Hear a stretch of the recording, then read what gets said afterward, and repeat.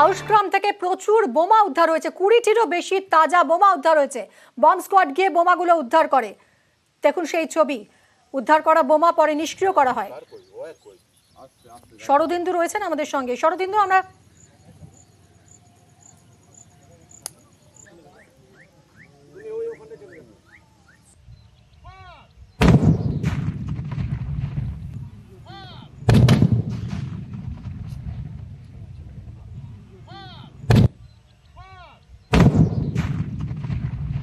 শরদিন্দু রয়েছেন আমাদের সঙ্গে, আমাদের প্রতিনিধি। শরদিন্দু, আমরা দেখলাম এই বোমাগুলো নিষ্ক্রিয় করা হলো, কিন্তু প্রশ্ন হচ্ছে যে এত বোমা আসলো কোথা থেকে, কি জানা যাচ্ছে এখনো পর্যন্ত?